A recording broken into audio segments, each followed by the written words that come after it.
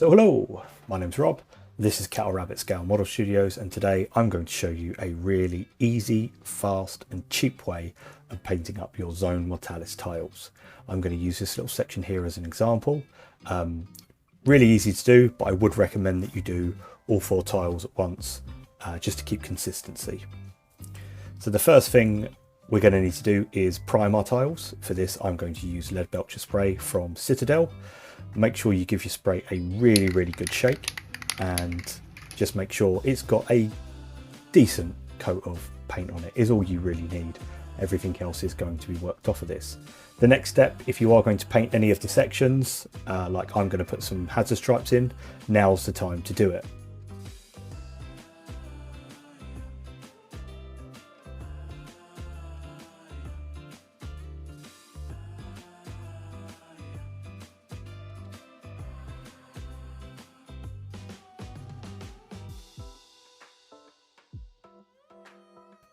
And we're left with something like this. Now yours will look a little bit different to mine. This step really was optional. You could, if you wanted to, leave the whole tile silver and you'll still end up with a pretty good effect. However, now is the fun part, as we're now going to give everything a oil wash. Now if you're not familiar with oils, or maybe you're a little worried and you hear this phrase, you know, an oil wash being thrown about quite frivolously within the hobby community, oil washes are really easy to do. I use Windsor oil colours. I'm actually using a burnt umber and a yellow ochre, and then I have this little pot that I use as a just something I can keep the colours in. You can see that I never clean this thing out, it's disgusting in there, but it's really easy to do, and it's one of those things that once you do it you can actually mix up so much stuff in one go. It will last you absolutely ages.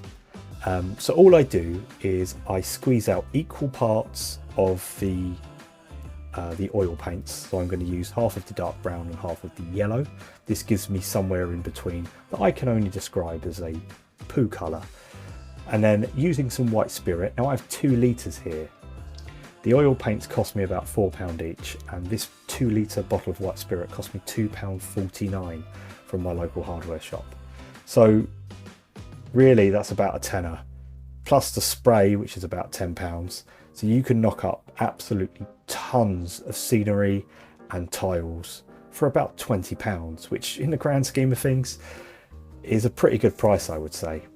So all I do is, using a small pipette like I'm doing here, I fill up my little pot just to about 3/4 full. This is a bit of a guessing game, but don't worry, you can never really get it wrong. Put the lid on nice and tight, give it a really good shake. I'm talking about the paint. And then just keep checking, because all the paint tends to gather at the bottom, and you can see here, I've still got a bit more mixing to do. So just carry on, give it a real good shake, and then we're left with something like this. As you can see here, we've made a lovely just colour. I don't even know what to call that. It's gross. But it's exactly what we want. Don't worry if it's a bit thick or it's a bit runny. We can fix that. It's really easy. Mine's actually a bit too thick here, but using a brush I just literally cake this all on to this section. Now panic stations, if you're new to this, you'll probably be going, oh my god, what have I done? I've completely messed it up. No, you haven't. Don't worry about it. Just make sure that you give everything a really good coat. I like doing mine in a stippling motion, because when it dries, like you see here, you get a really cool inconsistent pattern, which is very natural to weathered, worn metal. Now the next step, I then get a little bit more white spirit on the lid, and I like using a cotton pad. You could use a cotton bud, and all we're going to do is we're just going to get a little bit on the cotton pad, not so it's really swimming, and then we're just going to slowly just start rubbing it all back off. And what we're actually doing here, we're reactivating the oil and the white spirit, and we're actually moving it from, you know, a large portion of the excess, but it's staying in all the recesses. So you're not having to go back over with dry brushing and relayering and stuff like that, because we're actually taking it back to the original silver base coat that we've got here. Now With this, you can do some really cool tricks, because obviously most paints that we use for a hobby are acrylic, where they're water-based. This is a spirit, so obviously this is normally done for taking off things like enamels and stuff like that.